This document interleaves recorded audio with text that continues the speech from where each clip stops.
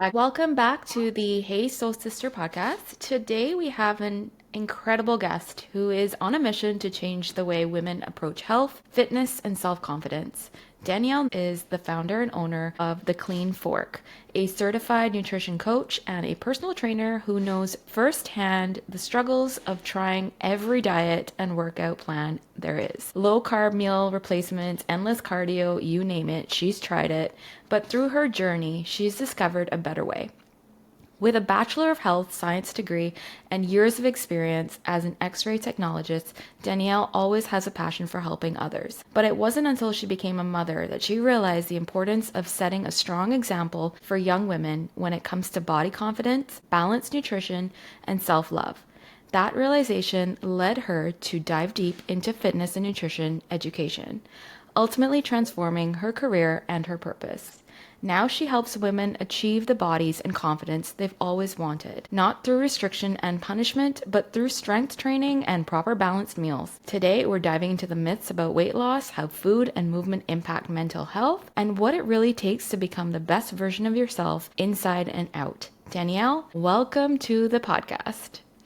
Thank you for having me. I feel like such a queen with my big intro. Yeah, well, you've done a lot. I'm like super intrigued because I know you really well, and I know that we've worked together. I've taken your nutrition plan before. I've done a photo shoot with you and with you, like I've done it for you and with you. So I know kind of like the ins and outs of what you do, but I think the women today listening, it's not more about like what to eat and all that. It's more about the things that we all want to know, which is like that, the balance that we all need for our mental health and our confidence. As women, we go through so much, we do so much, and our lives are very busy, right? So, can you just give us a little bit of that journey for you where you started yours and like talk a little bit about what it means to you to do this work?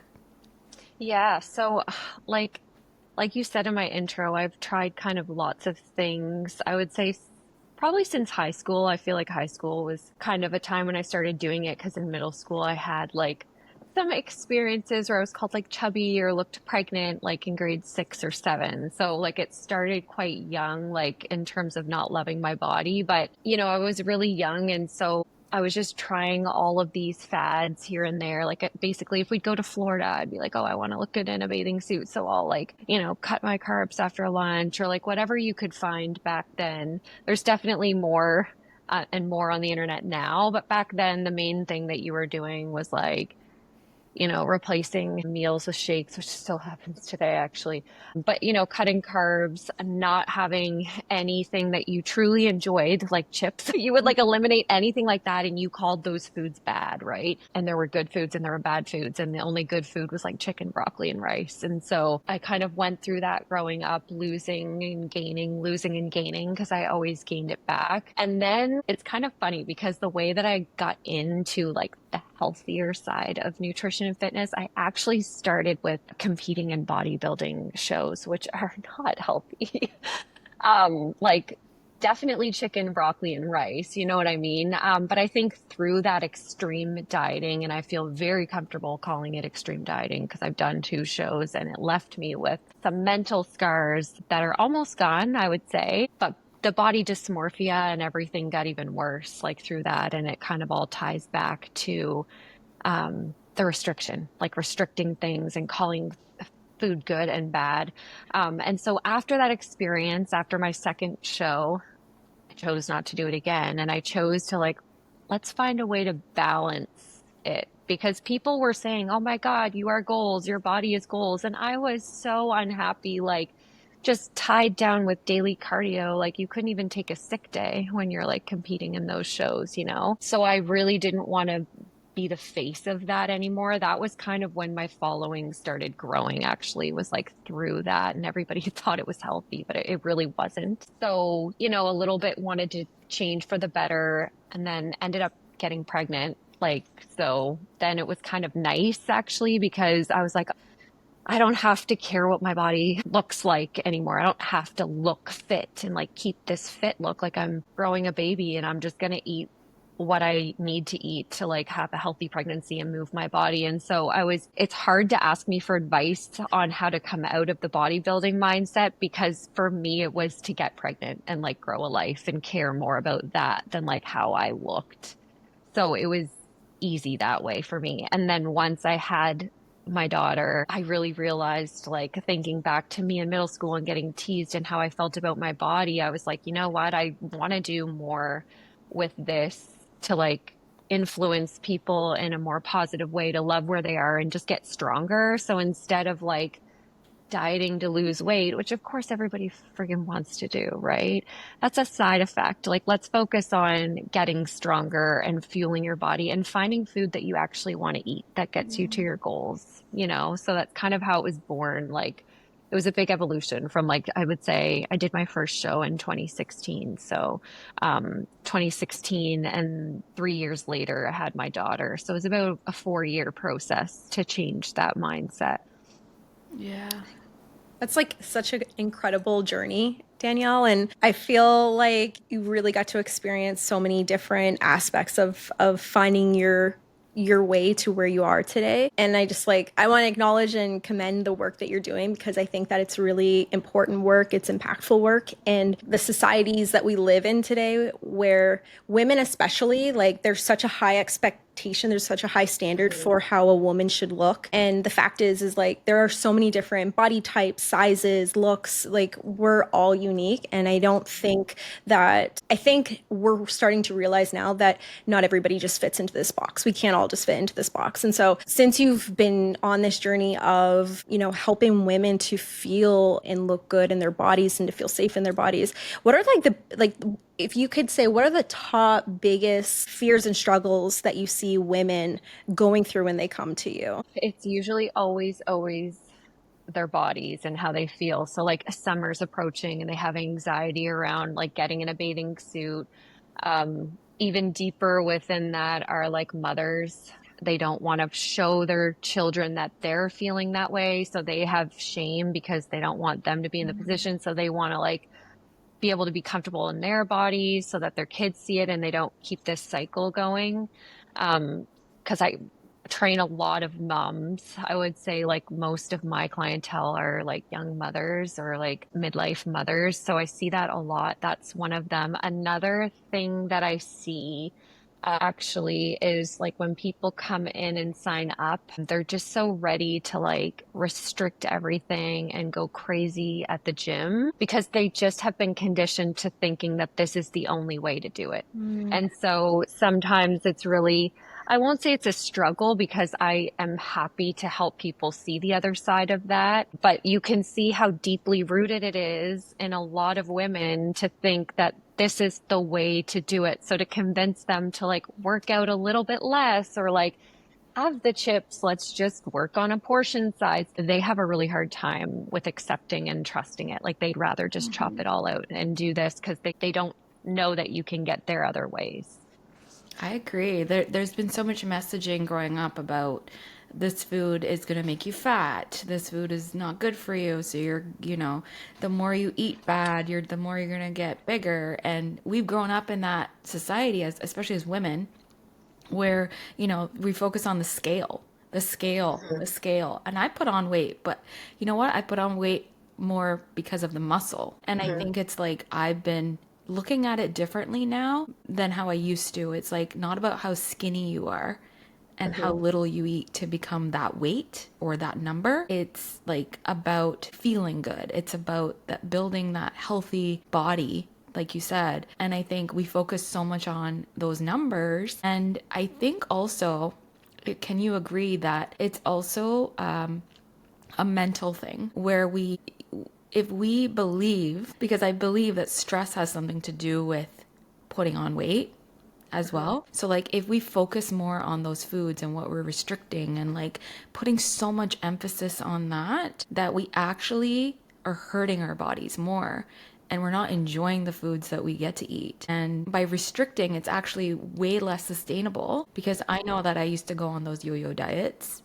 And I think many women have because, they think they work and like all these fad things come up like keto. And there was another shake that I did. And yeah, sure, you lose weight, but it's not sustainable, right?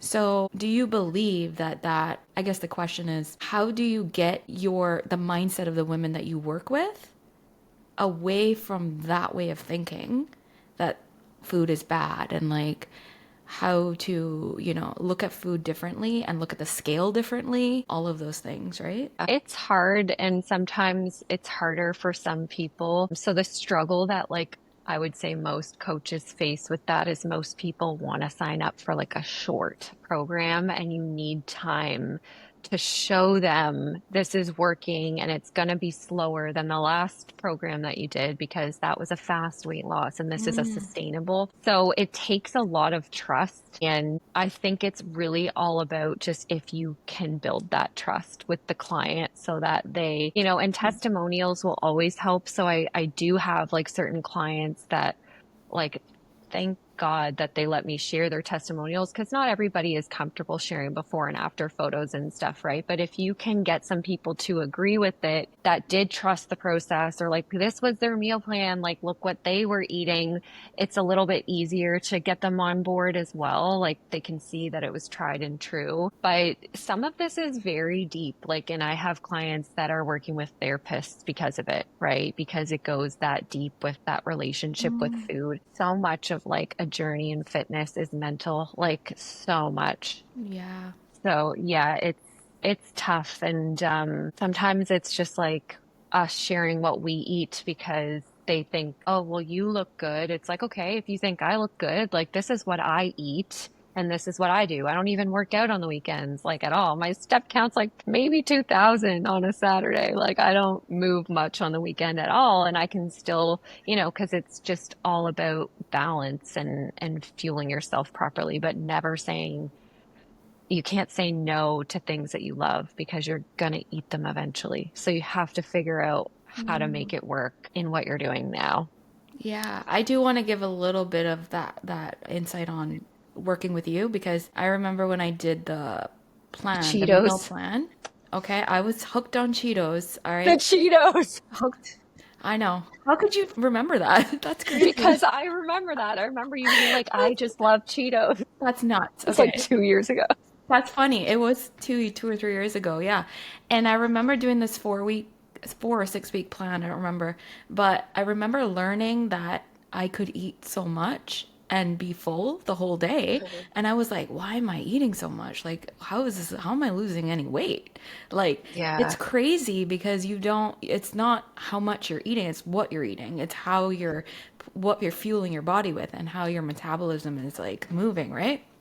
I didn't get that. And I was like, Craig, I was telling my husband, I'm like, I'm so full. I can't eat anymore. And I messaged you and I said, Danielle, I don't know what to eat now because I am so full. And you're like, just have a shake. Just have a shake. If you can't eat, I know it's a big adjustment. Like It is. sometimes like we'll make the meal plans and I'll be like, have this much protein, and like people be like, I like feel like I'm gonna throw up. And I'm like, okay, we can ease into this. Like just eat a little bit of each thing on your plate. And eventually like you do get used to it and your body starts to like use the Yeah. food more efficiently because it's whole food. But it can be a really big adjustment for And the some Cheetos people. didn't taste as good after. No. No. Because I think I gave you a portion for the Cheetos, didn't I? I was like, have this many Cheetos or No. something. But I No, didn't like them anyway. It was like you were bleh. like, I'm done. Tastes like Where do plastic. Yeah. Really Well, though. your taste buds change. So, Yeah. like, when you do switch, like, your way of eating to more whole foods Hmm. based, your taste buds totally change. It's very interesting. Yeah. Very true. I'm really curious too to like hear a little bit more about how foods and like in your experience too, Danielle, is like how foods can support women through stress, through hormonal changes, through just all the different, like, I guess, all the things that we as women experience, right? And then, especially for like busy working women, women who are just constantly on the go, and maybe even women who are having problems sleeping well throughout the night. Like, I know that diet, not, we won't say diet, but eating, right? So, food is so highly linked to the way that we operate and how we show up on a daily basis. And so, I'm really curious curious to know, how can we use food and what types of foods can we use to really like fuel our bodies, to give us more energy, to help us sleep through the night, to reduce stress levels, and to really just like support overall well-being? Yes, definitely. So a lot of people don't eat enough protein for themselves, a lot of women in particular. So I find if you can get on even just like a well-balanced diet of like making sure that you eat X amount of protein. So like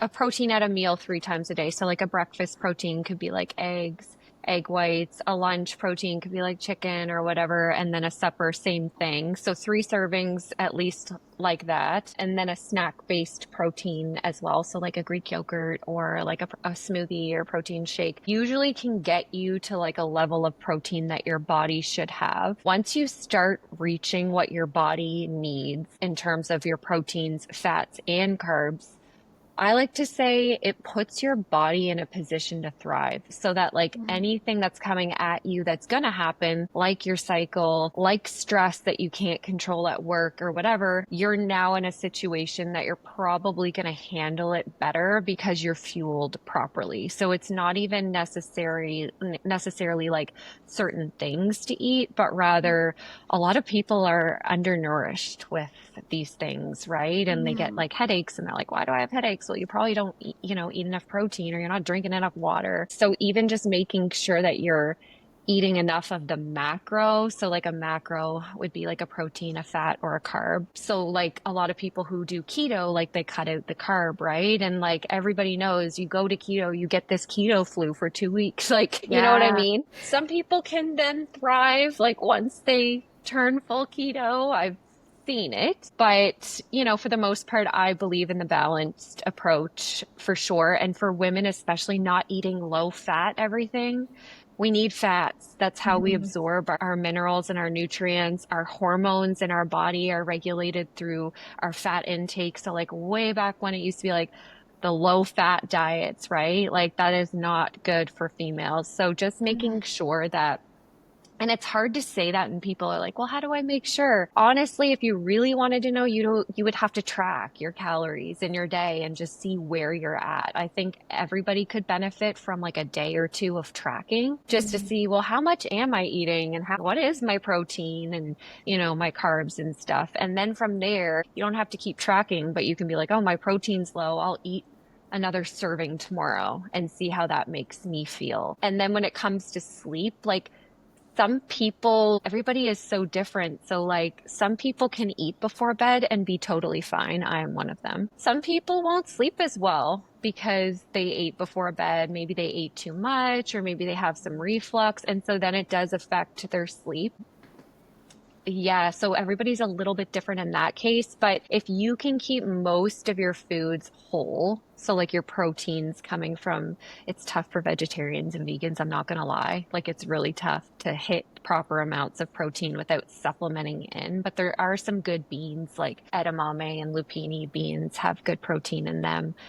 Tofu, if you like tofu, can get you there. But yeah, I find in terms of like inflammation in the body and all of that, if you can make sure you're getting a well-rounded diet and not overeating, so you're becoming like more intuitive with like, am I full? That type of thing, not stuffing yourself, then you'll feel better overall. And then when it comes to energy through the day, like carbs, some people eat so low carb, and that's like carbs are energy. That's how our body knows what to do with them and use them. So making sure that you have good carbs, and good carbs could be like fruit, like rice, oatmeal is really good. Potatoes, like a whole food type of carb is always good to have. And then if you want to have fun carbs like bread, I mean, I have sourdough every single morning of my life. Like I would die without it. So like you could have a mixture, but then I try to make sure I have a serving of like potatoes or rice with my lunch or supper, and same thing again at lunch or supper, potatoes or rice. Like I try to do bread just like once a day, but it's really not a big deal if you do it twice either. It just depends how you feel. How much You touched on protein a lot, and I think you're right. I think there's a lot of us out there, myself included, who doesn't consume enough protein on a daily basis. So what's the typical rule of thumb of how much we should be consuming, how much protein we should be consuming each day? Yeah, so typically you would take your body weight and you times it by your smallest amount would be zero point 0.7. So your body weight in pounds times zero point 0.7 is like your minimum. And then your body weight times 1.2 is not a maximum because you can eat more than that unless you have like a kidney problem that you can't eat too much protein. I usually try to tell clients to aim for their body weight times one, though, like so your exact body weight in grams of protein. But this can be very hard for people to do. It's very hard because one scoop of protein powder is like 24 Yeah. grams. So Mm-hmm. I'm like, oh my God, how much protein shakes do I need to have, right? And then eggs are a different type of protein, and then chicken. I don't like a lot of meat. Yeah. Some So people Yeah. struggle. I struggle Yeah. with that. And like, I like chickpeas and I like those kind of things, but I try to sprinkle it in wherever I can, like yogurt or nuts, things like that. Mm-hmm. And I've learned a lot from you because I feel like I move through my day thinking, oh, this is protein. Oh, this is good carb. This is good fat. Like, Yeah. Danielle is living in my In brain my head, I love that so much. forever. But it's a lifestyle change, right? So I feel like before, I was always on these diets, but now Yeah. I'm on a lifestyle change. So it's not a Yeah. diet. You're It's like mindful, like I'm about what you're mindful and I eating. eat what Yeah. I want it, when I crave it, Cheetos, whatever, but I'm not going to go overboard because I know I can get back on track with that lifestyle. It's not like restrictive at all. Yeah. So I love that so much. Yeah. What would you say to someone who intermittent fasts? What is your take on that intermittent That's a good fasting? one. It's so Because I'm funny. an I actually, intermittent faster. I don't like what's your breakfast. window? Like, what do you eat? What time? Usually now it's like 16:8. So 8 hours I'll eat and the 16. But I'm good with that because my body is like not craving as much junk and I eat good, but I don't feel like I eat enough. So maybe that's where my downfall is. Maybe I Could should just be like too small of a window to try. eat. Yeah. I'm not like against intermittent fasting at all. I honestly kind of feel like we do it anyways because we sleep all night, we fast, and then like depending what time I wake up and eat, it's like, I'm intermittently fasting. Right. So I'm not like yeah, I'm not against it. The one thing that I don't love though is when people are really married to that concept of I don't eat until 11 or 12 and you're gonna have days when you wake up fucking hungry. Like, and Right. that's okay. That's your body being like, I did more yesterday. I need food now. Like this morning, I had oatmeal first thing in the morning. I usually only rock an apple, but I did way harder workout yesterday. And so I woke up and my body was like, I need food like now. And so I'm just really big on like listening to the body and like it's okay to intermittent fast, but don't, because then you're going to touch on that mental health side and start to see food as bad. Right. Right. So, and that's what I see a lot with clients is relationships with food. So I'm like, if it's going to threaten that and you're almost like, no, you can't eat right now. It's a little bit evil. So I Yeah. don't love that when it's like that. But otherwise, like I have clients that don't eat till like 12 or 1 because they're just not hungry or they get nauseous first thing in the morning and that's fine. Like I'm not against it in that way. I think I'm more like listen to your body type of vibe. I It love almost that. sounds like this, it almost sounds like the relationship that we have with our, like with food, with our bodies. It really does come down to like that mental, emotional relationship that we have with ourselves. It's more important, like it's more about the relationship that we have like mentally and emotionally with ourselves than the actual food itself. If that Yeah. makes sense. Like that's kind of like the game because myself too, like I've gone through this whole entire journey and though I've never struggled with having to lose weight, but I've always struggled with the mindset of I need to get bigger. I can't be skinny because growing up, I was always skinny and I was always made fun of for being skinny, like go eat a sandwich. And so for me, that really programmed in my journey of like being skinny is not a good thing. Being skinny is not safe. And so I've struggled with wanting to put weight on, like wanting to build muscle. And then I also found myself in this place in my journey too where like changed out my eating and I was eating a lot. I was training with a trainer. And that is it was good for the time being because it really like on the pros it pushed myself mentally, but emotionally it was not sustainable. Physically it was not sustainable. Like training like that all the time is like for long term is not sustainable. So when you were sharing that part about your journey of like competing in shows and stuff, I totally understood what you're speaking to. I think I've also, like Sherry, have tried the intermittent fasting, have tried different types of eating styles and working out styles. And I think now I'm in this part of my journey where I'm really just trying to love myself as I am right now, but also choosing to make healthier choices in the way that I show up, the way that I nourish my body and fuel my body with certain foods. But it's like a lot of like letting go of the old programming, a lot of letting go of the old like relationship that I had with myself and the fears and the guilt and the shame around it, and really stepping into this new way of being. And so a lot of like what you're sharing, what you're talking about, and I know Sherry can so relate to because we talk about this a lot, but I would really love to like also know, just a little bit more on the, I guess, like on the mental and emotional side of this journey for women too, and how you support those women through that process, because it's probably a really big part of the journey too, right, Danielle? So yeah, I'm really curious to like lean into that a little bit more too. Yeah, like how it looks. So I always tell my clients, like, even every time I chat with them, I'm like, we'll sum it up, whatever. I'm like, if you need me to talk you off a ledge, message me and we can hop on the phone, because everybody goes to that ledge. They step on the scale or they take a picture and they're just like mentally like, then they start to like feel fluffy when like they were feeling good till they stepped on the scale. So like some clients, I don't have them weigh in at all if it feels very triggering to them. And sometimes I'll get clients to take scale breaks.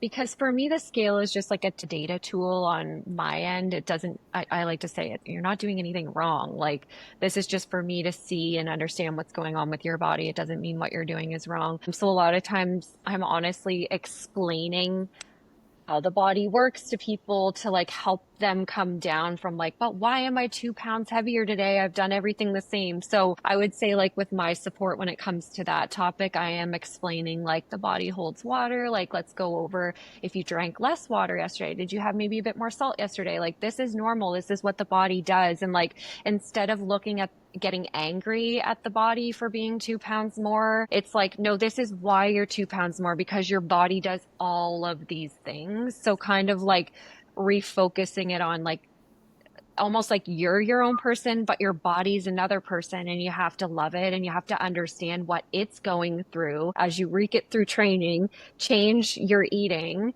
Like that's a lot, and you're putting all of that on your body, and that's okay, and that's why it's reacting this way. When we're sore we weigh more, like just reasons like that. So I'll support them a lot with just like normalizing it in any way that I can, because some of them don't understand why you might weigh more. So that's a big topic for support that way. Another way is like sometimes people will be so worked up that they don't even see the changes in themselves. And so I'll kind of pluck their pictures out and remove the backgrounds and then pop them into like a template and send it to them, because it's kind of more clear. And I'm like yesterday I had a call with a woman and I was just like, okay, see how your wrists are resting against your hips in this picture. They weren't even touching your hips in the previous picture. And that's because you've lost in that area. Your inches are going down. Like if you wanted your wrist to touch your hips in the first picture, you would have to squeeze your arms together. Now they're just there. And she's like, okay, I see it. I get it. So like, as much as I don't want it to be about what you look and stuff, like a lot of people are looking for that. And so I have to find a balance between loving your body the way that it is and what you're doing right now, and like it's good for your bone health, it's good for your sleep and everything, but also recognizing that they probably signed up because they want to look freaking good. And so you have to like, I just try to kind of do a little bit of both, like show them where the changes are, but then if there are no changes, sometimes there's no changes, I'm not going to lie, but I'll tell them all the other good things that they're doing, and I'll about building muscle and quality of life and like all of those things. Like, even though you're not seeing it right now, you are doing better than if you weren't doing it. Yes? Like, do you agree that this is better for your life? And they're like, yes. So sometimes we have to settle that way as well. But if it's really deep, I will tell them I do refer them to like a therapist if they're not already seeing one, because I have to stay within my scope. And if it gets a little bit too dark and deep, which I totally understand, I've been there, I do refer them out as well. So I just support them in the way that I can. Yeah, that's heavy. I feel like you are kind of a therapist in a way because, I mean, I've seen you do it with multiple women. I've been around you with the shoots that we've done, and I know that these women struggle with their own body, and I think at the end of the day, it's like tying that feeling of feeling good to the looking good. And it's not all about what you look like, and it's not about what you look like to other people.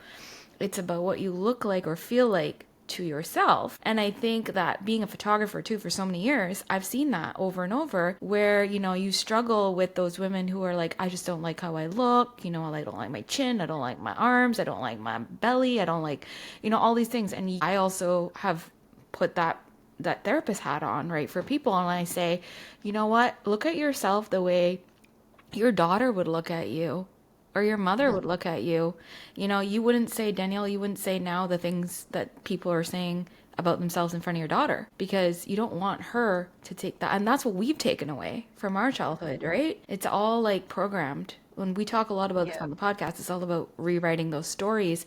And a lot of times it's it's not true. The things that we feel or the way other people perceive us, we look at ourselves so much different, right? And so I think these women are like struggling with their own internal battles, mental battles, and so they can't see themselves that way. Even if they look like perfection to the world, sometimes they just don't see it, right? Do you agree with that? Oh yeah. Oh yeah. Like I would say most women are like that, and it's really sad. I mean, I've definitely been there. Honestly, like I think just getting into coaching has like almost healed myself in a way because Mm. I'm preaching it and I'm then seeing it as like a third person, like stuff that I used to say to myself, and you hear it from other people and you're like, wow, like I used to, be like that. And like it's almost like living in a prison, like to be so hard and mean to yourself and keep it in, then keep it in because like most of the ones I talk to are mothers are not like saying it in front of their kids for the most part, or they're trying really hard not to.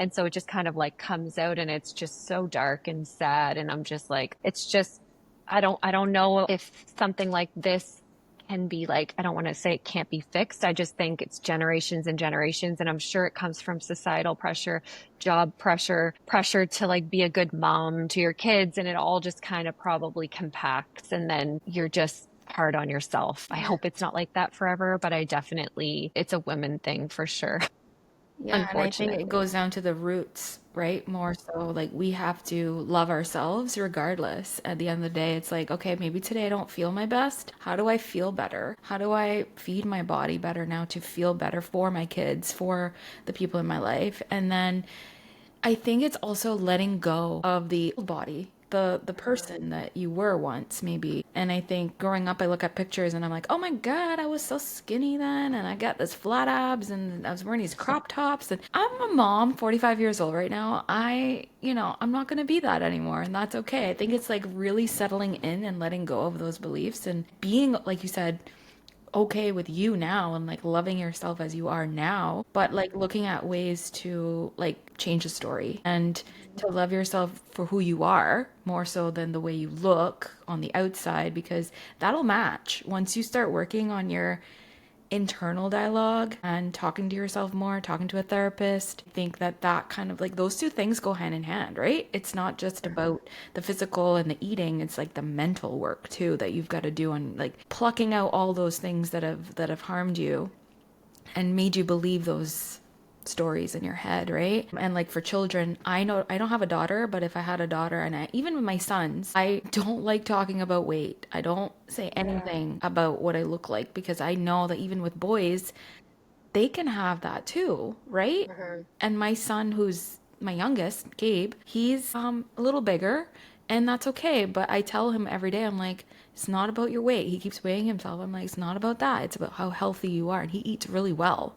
Like he loves good food. So I'm like, eat, eat, eat well. You're okay, right? Like I try not to like talk about, but school, other kids, things, people, influences. So that's hard. But I think like we're moving out of those conversations with the whole body positivity and the movements. And I think remember Stephanie, and I'm gonna give her a shout out on here. Remember Stephanie? Was it Stephanie? I think it was Stephanie. She had a bikini on at the shoot.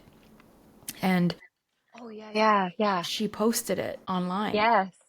And somebody had commented and said really bad words and said how could you post this, and that's not like good example you're setting, and all of these things, and she took it down.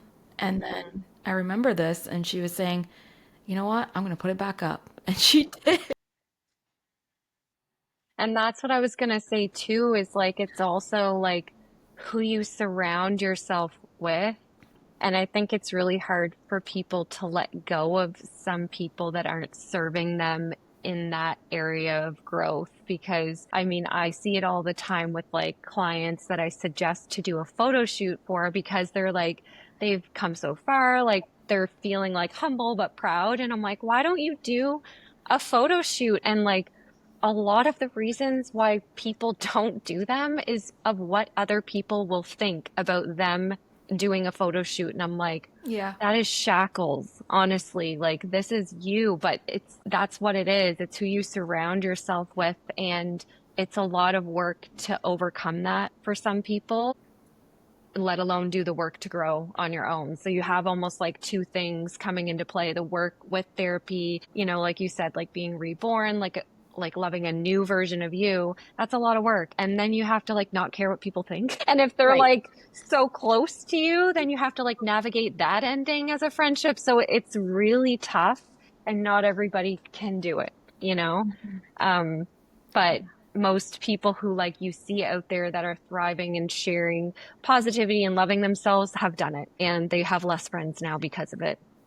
So, Yeah, and it triggers those people that it triggers certain people. So like certain people will mhm. come online and be like, I'm proud of myself, and you take it as vanity, but it's not that. Yeah, It's a it's you not. problem. You're feeling Mm-hmm. triggered because you don't have that confidence that that person Mhm. has, right? Yeah. And so I've learned that because growing up, I never took a compliment.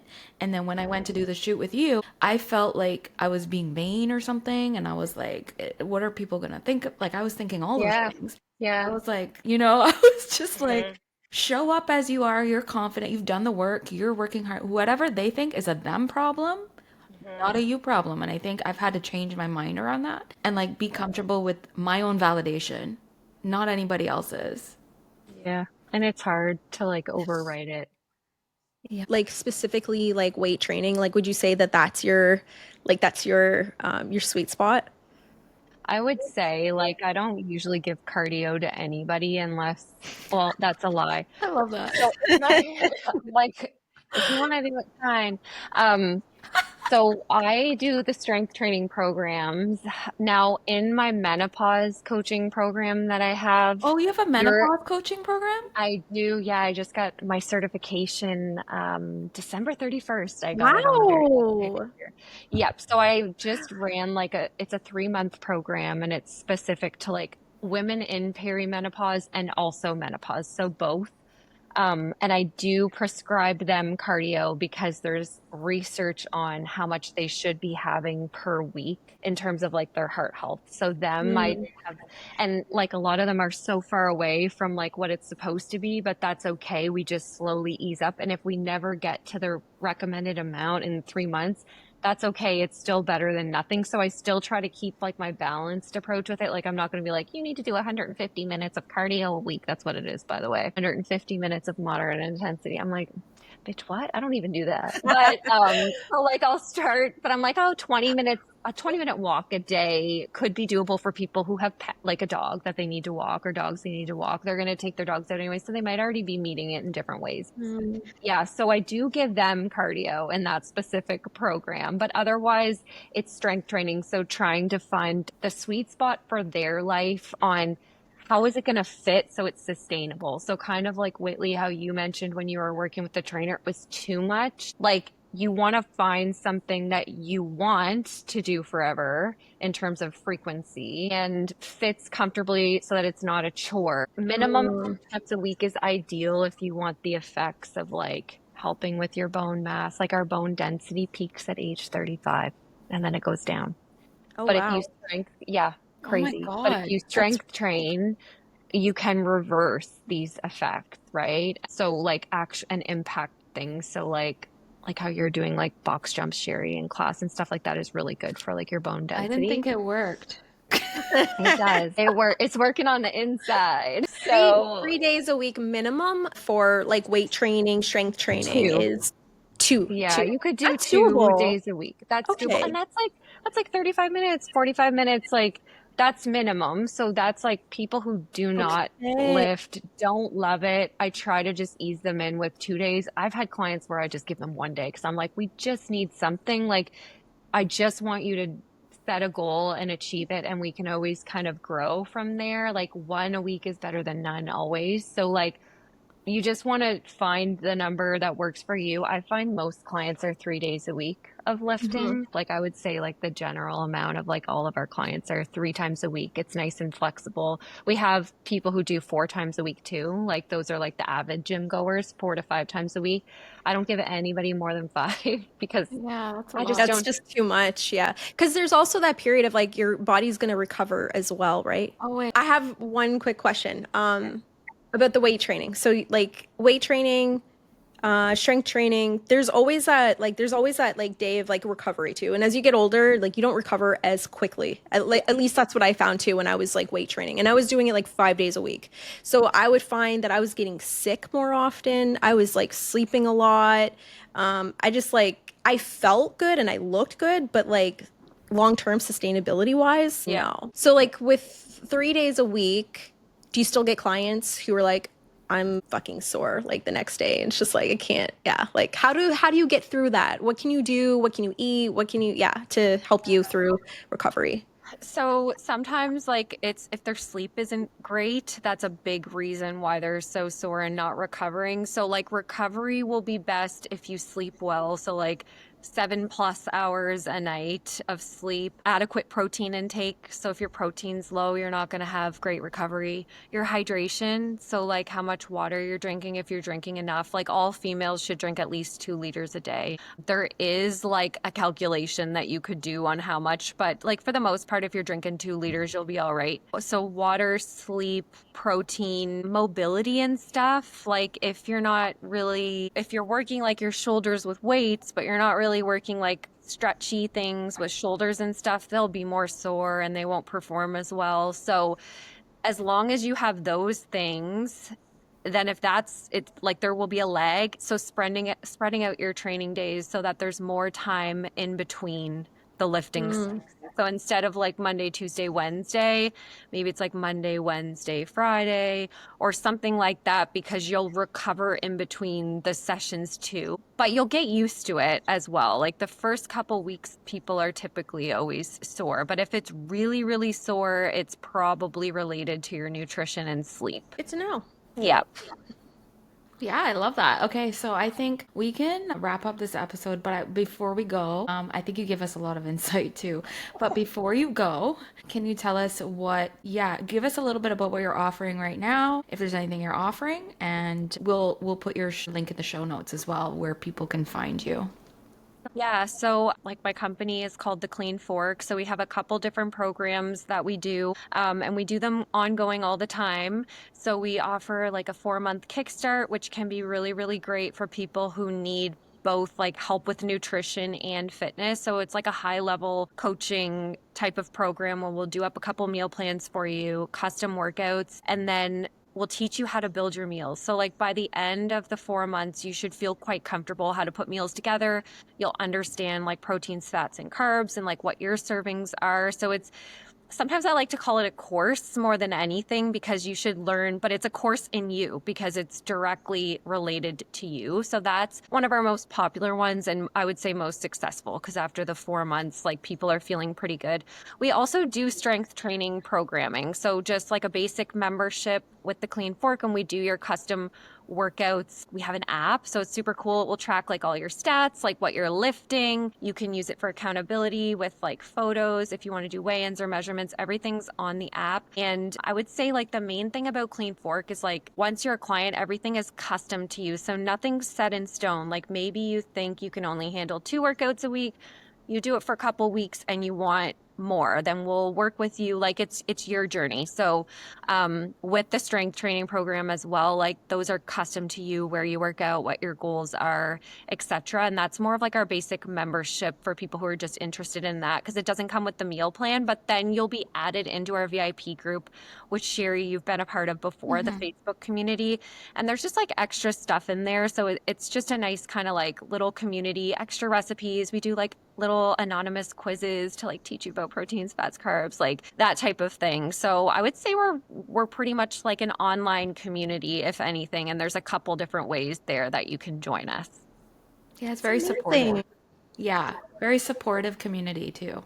Yeah, it's so nice. And it's all, Yeah. I mean, there's a couple straggler husbands in there that like wanted to get on board. Oh my God, I love it. And then you said you had a course coming out in Oh menopause? yeah, so I did my first menopause coaching program in January. So that's a 3-month program. So that just has a month left. So my next one is starting on April 14th. So like Okay, I'll be perfect. bringing people in up until about a week and a half before the program starts, because it's very custom. So I have to kind of go in and make everything. So I need to kind of close off the onboarding about a week and a half ahead of time so everyone's ready. And I'm only going to take 6 women for that one, because it's very like high level one-on-one coaching. So I don't want to overload myself. No, for sure. Yeah. And menopause is such a big topic now. I feel like it's going to be very necessary Yeah. for this kind of thing, for sure, especially, women like me. I'm 45, so I'm sure. Like it can start as early as 34. My That's mom, my wild. my sister's already menopausing and she's Yeah. only 41. Yeah. Has it always been that way though? Like, is that something where perimenopause could always hit, or is this changing? Like, are women getting younger?